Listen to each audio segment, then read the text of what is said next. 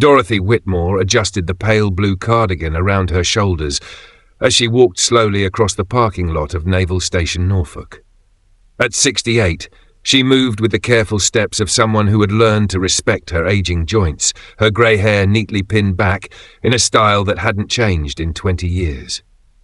The canvas tote bag on her arm bore the cheerful logo of Sunset Manor, the retirement home where she volunteered 3 days a week. The morning Virginia sun cast long shadows between the military vehicles as Dorothy made her way toward the main gate. Her routine was as predictable as sunrise. Arrive at 0800, sign in with the guards who knew her by name, distribute tea and cookies to whoever needed them, spend time with the wounded veterans in the medical wing, and listen to their stories with the infinite patience that seemed to come naturally to grandmothers everywhere. "Morning, Mrs. Dorothy," called out Petty Officer Jenkins from the security checkpoint. His smile was genuine, the kind reserved for people who brought homemade cookies and asked about your family. "Got something good for us today?" Dorothy's eyes crinkled with warmth as she patted her tote bag. "Earl Grey tea and fresh scones, dear. Made them this morning at 4. Her voice carried the soft accent of someone who'd spent decades in the South, though there was something else underneath it, something harder to place. The guards waved her through without the usual security protocols. After 3 years of regular visits, Dorothy Whitmore was as much a fixture at Norfolk as the flag that flew overhead. She was harmless, helpful, and heartwarming, the perfect volunteer. As she walked through the corridors, Dorothy's keen eyes took in details that most visitors would miss. The slight wear pattern on the floor tiles that indicated high-traffic routes, the new security camera in the northeast corner of the lobby, the way Seaman Rodriguez's hand trembled slightly as he saluted a passing officer, nervous exhaustion, probably from the advanced combat training that had been increased over the past month. But Dorothy kept these observations to herself, maintaining the pleasant smile and gentle demeanor that made everyone around her feel comfortable enough to speak freely in her presence, as if she were invisible. "Grandma Dorothy!" The voice belonged to Petty Officer Marcus Thompson, a young man from Alabama whose drawl reminded Dorothy of her late husband. Marcus was part of the SEAL training program, though he'd never make it through. Too eager to please, too quick to trust. Dorothy had identified his weaknesses within minutes of their first meeting 6 months ago. "Hello, sweetheart," Dorothy replied, reaching into her bag to produce a thermos of tea. "You look tired. Long night?" Marcus accepted the tea gratefully. "Yes, ma'am. Training exercise ran until 300. Some of the guys are saying we might be deploying soon, but you know how it is. Rumors and speculation." Dorothy nodded sympathetically while filing away the information. Increased training, sleep deprivation, possible deployment, all standard indicators of an operation in development. "Well, make sure you're eating properly," she said, pressing a wrapped scone into his hands. "And get some rest when you can." As Marcus hurried away, Dorothy continued her rounds. She had developed relationships with dozens of personnel over her 3 years of visits, from fresh recruits to seasoned officers. Most saw her as a harmless old woman who brought comfort food and motherly advice. They had no idea that every conversation was carefully catalogued in her memory, every piece of casual information filed away in mental dossiers that would make intelligence agencies weep with envy. In the medical wing, Dorothy found her usual group of wounded veterans. These men had seen enough combat to recognize danger, but even they accepted her presence without question.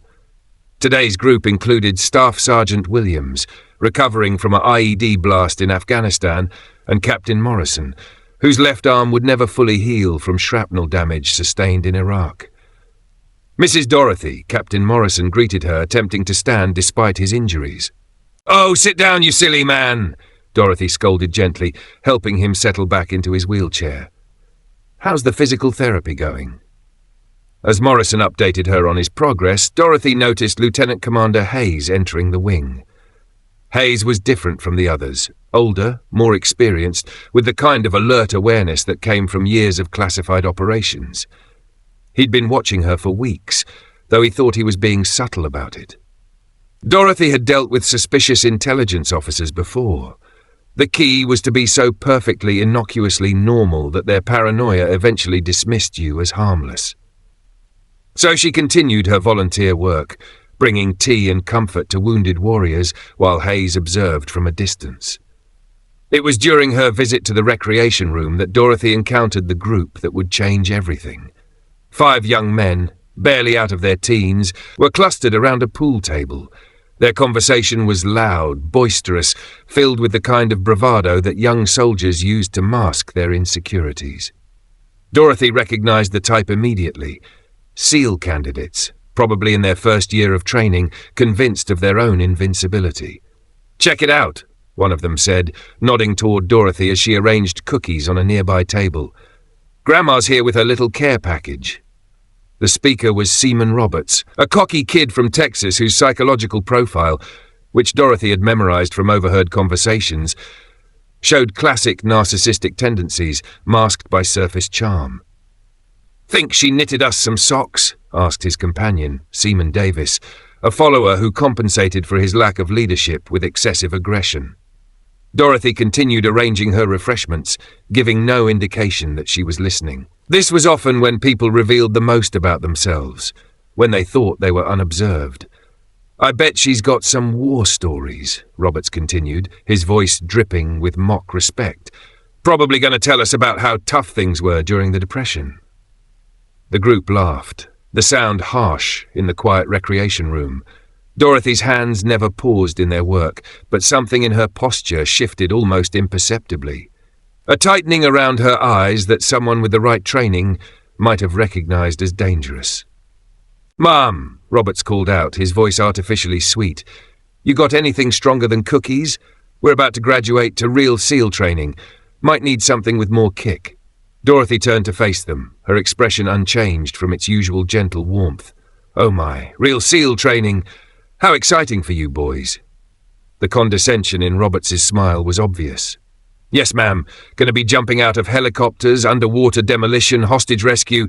The real deal. Not like the old days when wars were simple." "Simple wars," Dorothy repeated, her voice still carrying that soft, grandmotherly tone. "My, that does sound convenient." Davis stepped forward, emboldened by his friend's performance. "I mean, no offense, ma'am, but back in World War II and all that, it was just big armies shooting at each other.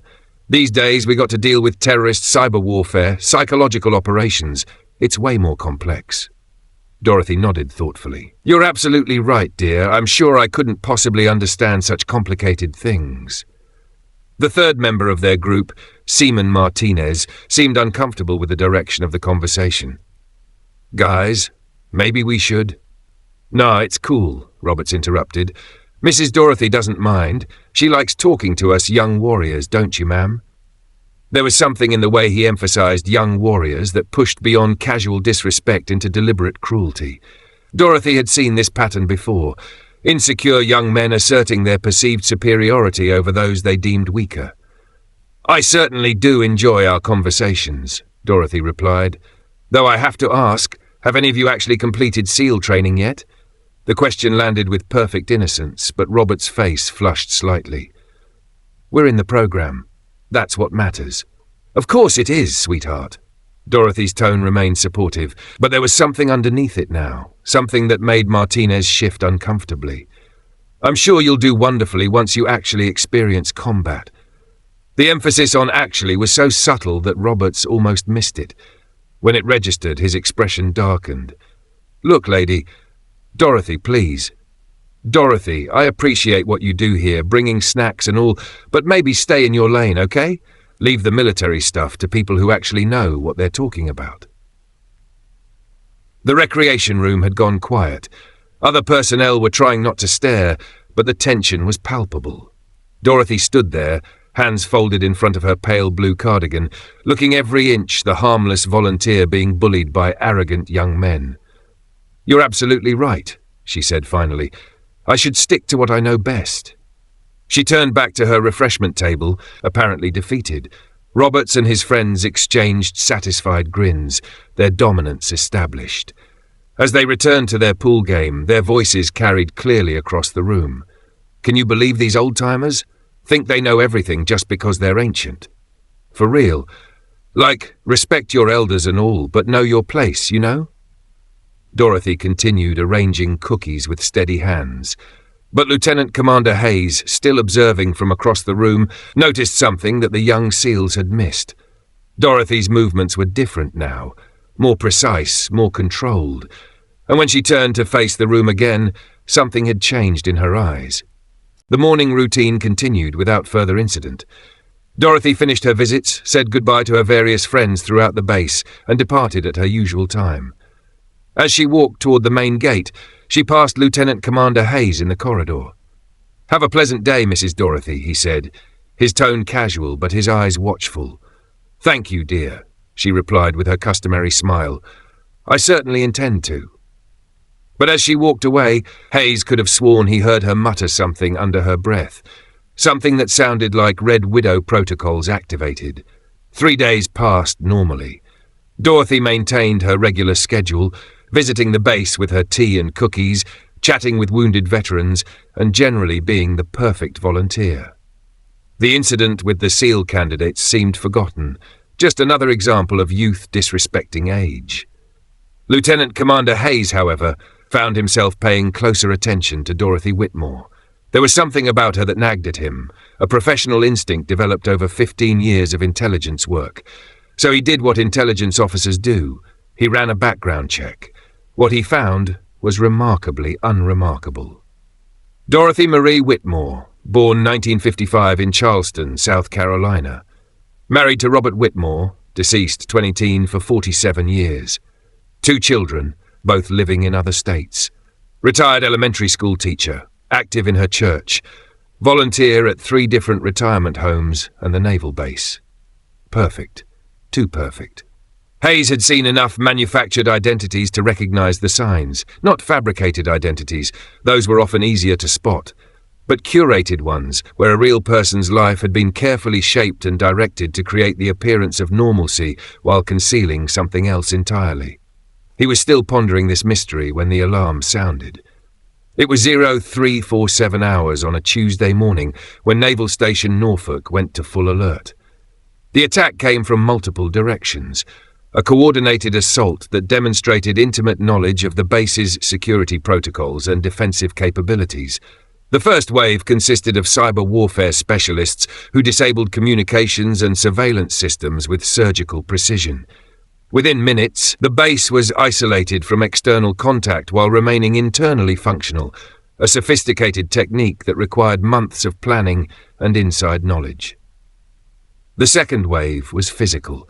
24 operatives in full tactical gear breached the perimeter at 6 different points simultaneously. Their movements were coordinated with military precision. Their equipment was state-of-the-art, and their knowledge of the base layout was comprehensive. By 0400 hours, they had secured the main command center, the armory, and the communications hub. Base personnel were corralled into designated areas under armed guard. The assault was so swift and professionally executed that effective resistance was minimal. Among the captured personnel were Roberts, Davis, Martinez, and their companions from the SEAL training program. Their earlier bravado had evaporated in the face of actual combat, leaving behind confused and frightened young men who suddenly understood the difference between training exercises and real warfare. "This is not happening," Davis muttered, zip-tied and sitting on the floor of the mess hall along with 40 other prisoners. "This is like a movie or something." Roberts, his face pale with shock, kept looking around as if expecting someone to announce that this was all an elaborate training exercise. "Where's our backup? Where's the response team?" Martinez, who had always been the most perceptive of the group, studied their captors with growing unease. "These guys aren't random terrorists. Look at their gear, their coordination. This is professional military." The lead operative, a tall man with cold eyes and a Russian accent, was indeed professional. He moved through the captured base personnel with the efficiency of someone conducting inventory, occasionally stopping to check identification or ask specific questions. "You are communications specialist," he said to one sailor, not a question but a statement. "You will assist with equipment operation." "I won't help you," the sailor replied with more courage than he felt. The Russian smiled thinly and moved on. He had other methods of persuasion, and time was not a pressing concern. His team had prepared for extended occupation. What none of them had prepared for was Dorothy Whitmore. She had been in the parking lot when the attack began, arriving early to help prepare breakfast for the wounded veterans. Instead of fleeing when the gunfire started, she had taken cover behind a maintenance building and observed. Dorothy watched the assault unfold with the practiced eye of someone who had seen similar operations before. She noted the attack patterns, the coordination, the equipment. Most importantly, she identified the weaknesses in their formation that they didn't even know they had. As the base fell silent under occupation, Dorothy made her way to a service entrance that the attackers had overlooked. Her knowledge of Norfolk's layout was comprehensive. 3 years of careful observation had mapped every corridor, every maintenance tunnel, every security blind spot. She moved through the base like a ghost, avoiding the regular patrol routes and staying in the shadows that she had mapped so carefully during her volunteer visits. Her destination was a storage room in the basement of the medical wing, a room that most people didn't know existed. The lock was sophisticated, but Dorothy's fingers moved across the electronic keypad with practiced precision. The access code she entered was known to fewer than a dozen people in the entire Department of Defense.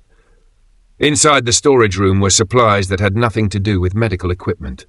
Weapons, communications gear, tactical equipment, all maintained in perfect condition despite years of apparent disuse.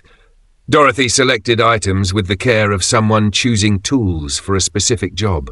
A suppressed pistol that fit her hand like it had been custom-made, communication devices that would bypass normal military frequencies, and finally, a small device that looked like a standard cell phone but was something entirely different. She activated the device and entered a code sequence that she had hoped never to use again. The response was immediate. Red Widow, authentication required. Dorothy's voice, when she spoke into the device, carried none of the gentle warmth that had characterized it for 3 years. Instead, it was crisp, authoritative, and absolutely cold.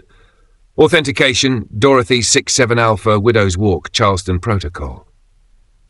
Confirmed. Red Widow, what is your situation? Norfolk compromised. Professional assault team, estimated 24 hostiles, Russian accents, inside knowledge. Base personnel contained but alive. Request immediate backup and authorization for Protocol 7. A pause, then, Red Widow, Protocol 7 authorization granted. Backup en route, ETA 47 minutes. Execute at your discretion. Dorothy closed the communication and checked her equipment one final time. Protocol 7 was not something she had used in 23 years, not since the operation that had earned her the code name Red Widow. But some skills, once learned, were never forgotten. She began her hunt. The first operative died without making a sound. He had been guarding a maintenance corridor, confident in his team's control of the facility. He never saw the elderly woman who approached from behind with movements that belonged to a different life entirely. The second and third operatives were eliminated while checking the medical wing. Their Russian training had prepared them for many contingencies, but not for a 68-year-old grandmother who moved like death itself. By the time the assault team realized they were being systematically hunted, Dorothy had reduced their numbers by 7. More importantly, she had reclaimed the communications hub, restoring contact with the outside world just as the backup forces arrived. The remaining attackers found themselves caught between Dorothy's methodical elimination from within and Delta Force operators streaming through the entrances they had thought secure. The battle was brief and decisive. When the base was finally secure, Dorothy Whitmore stood in the main command center, still wearing her pale blue cardigan over tactical gear that looked disturbingly natural on her small frame. Colonel Williams, commanding officer of the backup Delta Force team, approached her with an expression of profound respect. "Red Widow," he said formally. "Outstanding work." "Thank you, Colonel," Dorothy replied, already beginning to remove the tactical equipment. "Though I hope this doesn't become a regular occurrence. I've grown quite fond of my retirement." Around them, base personnel were being processed and debriefed. Among them, Roberts, Davis, and Martinez stared in absolute shock at the transformation they were witnessing. Is that Grandma Dorothy?" Davis whispered. Lieutenant Commander Hayes, who had suspected there was more to Dorothy than met the eye, approached her as she finished securing the weapons she had used. "Ma'am," he said quietly, "I ran a background check on you 3 days ago. Dorothy Whitmore, retired elementary school teacher from Charleston." Dorothy smiled, and for a moment she was just a grandmother again. "That's not wrong, dear. I did teach elementary school for 15 years. Wonderful children. But before that, and occasionally during that, I had other responsibilities." Her voice carried the same gentle warmth it always had, but now there was steel underneath it. The Cold War required certain specialists, you understand, people who could move invisibly, who could be anyone, anywhere. Hayes nodded slowly. Red Widow was legendary in intelligence circles. 7 confirmed eliminations of high-value targets, all of them thought impossible, but that was decades ago. 23 years since my last official operation, Dorothy confirmed. I've been happily retired, baking cookies and visiting wounded veterans, until today. She gathered her tote bag, the same cheerful canvas bag with the Sunset Manor logo that she brought every day. I do hope this incident won't interfere with my volunteer schedule. The boys in the medical wing look forward to their tea and scones. As she prepared to leave, Roberts finally found his voice.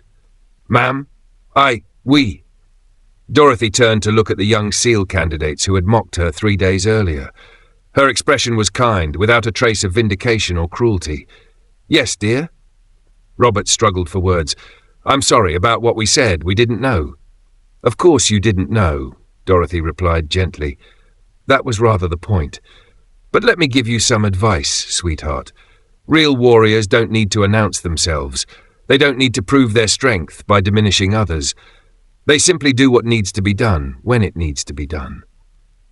She patted Roberts on the shoulder with the same motherly gesture she had used countless times before. "Now, I expect you boys to take your training more seriously. There's a lot more to learn than you realize."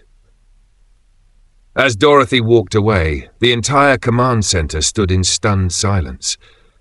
This was the woman they had dismissed as harmless, the volunteer who brought cookies and listened to their stories with endless patience.